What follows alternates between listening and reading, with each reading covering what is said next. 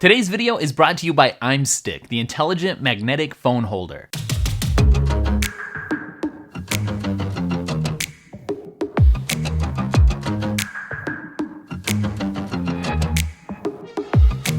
Hey, it's Chris, and today I'm gonna be revisiting this guy, the 2020 iPhone SE. Now, this is the black 256 gig version. So if you missed the first review, go check it out. I'll link it down below because it was way more popular than I expected it to even be. So there's a lot of interest in this phone, which is why I want to revisit it in case you're actually thinking about buying it. A few things have changed since I originally did this review. First of all, the iPhone 12 Super Cycle is coming up. It's right around the corner, more or less. And you might be wondering, well, should I hold out? Do I really need a flagship phone, or can I get by with a budget iPhone? Also, we've had some rumors popping up lately talking about a newer, larger iPhone SE that could be coming sometime this year. So that's something you want to take into consideration as well. But mostly, I've just had some extra time to spend with this little guy, and I have some extra thoughts to add to that initial review. Oh, and I should add, you guys asked me some questions on Twitter for this video, and I'll add those in at the end as well. Well, first of all, let's talk about this thing's size, okay?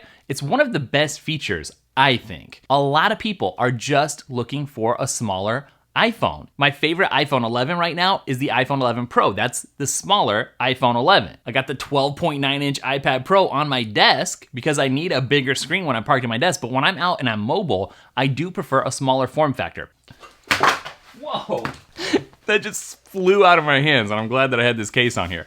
So if you're wondering, Apple's leather case works really well. I really don't think you need to fall into the stereotypical thing. Like, this is a great size phone for whoever you are. So the size doesn't bother me in the slightest, but something that I don't like as much is this older phone design. This is the same phone design as the iPhone 8, and it's fine and it's very usable. The bezels are enormous in 2020. It's kind of weird to even be saying that or thinking that about a phone, but here they are. At least they're black though, because they do kind of fade out of, you know, your notice. Once your mind is engaged with the screen, you're not sitting there thinking, that bezel is enormous, or that chin is like a Jay Leno. So really, you just don't get this thing for the looks. You get this thing either because you really want that smaller form factor, or you really want to save some money. To just state the obvious, it doesn't look as good as the all-screen, mostly all screen except for the notch design of the newer iPhones. But again, you get back to the size. This thing is more lightweight. That does matter to some people. It's nice and light,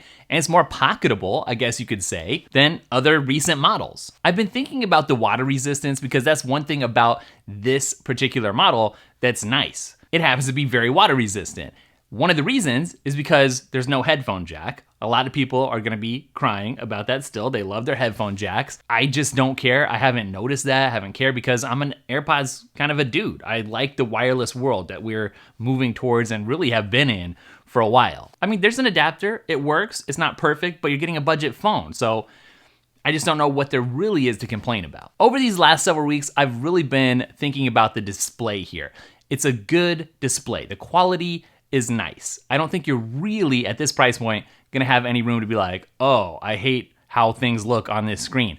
With one caveat, and that is, if you're outside and it's a bright day, then you may have to shade the screen a little bit to actually see what's on there. And that is not a problem on the latest iPhones, the iPhone 11 lineup.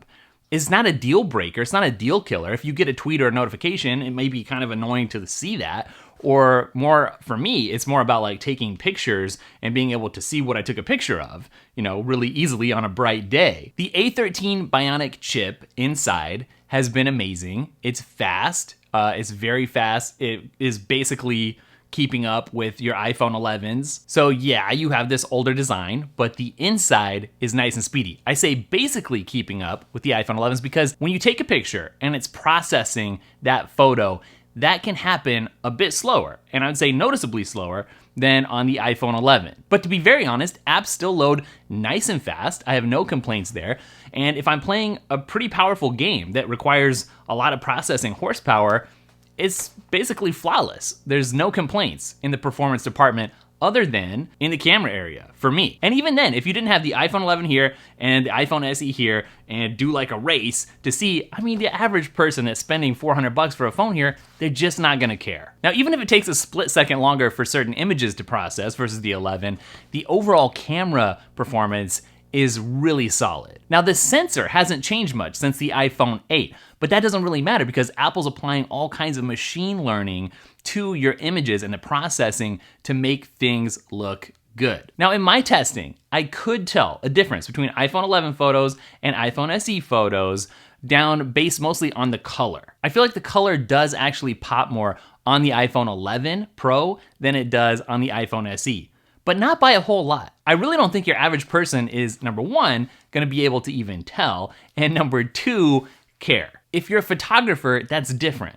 But everybody isn't a photographer. They just wanna take a picture of their food or for social media or for their family. And for that kind of stuff, it's gonna work so good. I mean, photos on the iPhone 11 technically are gonna have better clarity, yeah. But photos on the iPhone SE, I would characterize as nice and bright, like pleasantly bright. I will say though, one area that struggles a little bit more versus the iPhone 11 is just portrait mode photos. If you're trying to take a portrait shot, because you're just using this single lens, because it relies more on the computational stuff versus the hardware to capture the depth and everything, sometimes you're gonna get edges that aren't as good as on the 11, but honestly, portrait mode on photos, it still isn't gonna replace a DSLR, anytime soon. But again, just for most people, most of the time, is it gonna be great? Yeah. One knock against this phone, this nice little awesome phone, is the battery life. It's the same battery as the iPhone 8, and to be honest, I haven't been overly impressed with the battery life on this thing, but at the same time, it's totally and completely livable. It's not gonna ruin my life or ruin my day, but it's not as phenomenal as somebody who's coming from daily using the iPhone 11. I think one interesting scenario with this particular phone is that you might be someone who's not ready to get a flagship phone this year or right now at this exact moment, but you do want an iPhone that's really great, has a great camera, and it's gonna get you by for like a year or two, and then you're gonna be ready to get a flagship. This thing is for you. Now, I said before, and I'm just gonna say it again, if I had to do everything that I do for my business with this iPhone SE, could I do it? And I said before, yes, unquestionably I could. And I'm gonna stick by that, even after this much usage. I definitely think I could use this camera, use this screen to create content, post content, and run my business, the business applications that I need with this phone. There's no doubt in my mind. So hopefully if you were on the fence and you're like, yeah, people are saying it's great, it's budget, but can I live with it? I hope this extra clarifying review can just help you take the necessary steps to make this purchase, because it really is that good. And if you do want to purchase it, I've got a nice little affiliate link down below that you can use if you want to. Today's video is brought to you by iStick, the intelligent magnetic phone holder that lets you place, mount, or even hang your iPhone almost anywhere. iStick is made from aircraft-grade aluminum, which integrates neodymium magnets that let you easily attach your phone. iStick is super easy to hold in your hand, and the arms can be bent for a variety of uses, including reading or watching content, or attaching to things like bikes or the back of car seats, or even for attaching to workout equipment at the gym. The uses are basically endless, and the price is right, so check out iStick using the link down in the description. All right, I asked you guys on Twitter what questions you had about the iPhone SE for this video. Let me answer a couple of your questions. Number one, somebody said, how is the screen quality compared to the iPhone 11? Are they both the same, or is the iPhone 11 better? The iPhone 11 has a better screen. Unquestionably, no doubt. The color's gonna pop more. It's definitely brighter. The blacks are blacker. It's just better, yes. And not to mention, there's just more screen on the iPhone 11. And it doesn't have the chin and the forehead. It does have a notch, right? But there's more of the better screen on the iPhone 11. It's true, but does that degrade from your iPhone experience?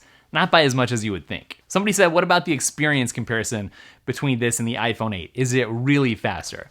Well, yes, it is really faster. When things move from one generation to the next, then maybe you're gonna notice some slight differences, but when you move multiple generations, you're gonna notice the differences in a much bigger way. And I would say that's definitely the case from the 8 to this new SE. Now here's a really interesting question to end this video on. is the new iPhone SE a good option for someone coming from the iPhone 10? Well, that is a good question because the iPhone 10, or X, as some people are just gonna call it, that was the one that gave us the current newer all-screen design language. Now, it's not so much is it usable, because of course it's usable, but there are things that I think would feel like downgrades coming from something with the 10. Not having Face ID, I like Face ID. I know some people really like the button and the haptic feedback, and that's nice, but I don't like it better than Face ID. And just the way that the menus work, having to swipe a different direction to access, your camera shortcut and stuff, you're gonna have to rewire your brain a little bit and rethink things. And I wouldn't really say that one is better than the other, but it's gonna be an adjustment. And I do think ultimately, just emotionally, it would feel like a downgrade coming from the iPhone 10. But if you access the other side of your brain, the one that thinks more logically, then it really isn't a downgrade per se, because this is the core iPhone experience, which is really good. At the end of the day, I think ultimately what it comes down to is there are nice to haves and there are must haves. And all the must haves are here on this iPhone SE. But does this phone have everything that I wish that it had? No.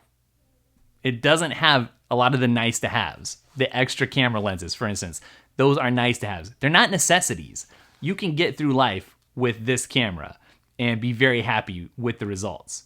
All right, so that's it for this video. Don't forget to check out applehype.com, the Daily Tech After Party. That's our podcast every Friday. You can check us out on Twitter and Instagram at Daily Tech, spelled Daily Tekk, in both of those places. And I'll catch you guys in the next video. Later.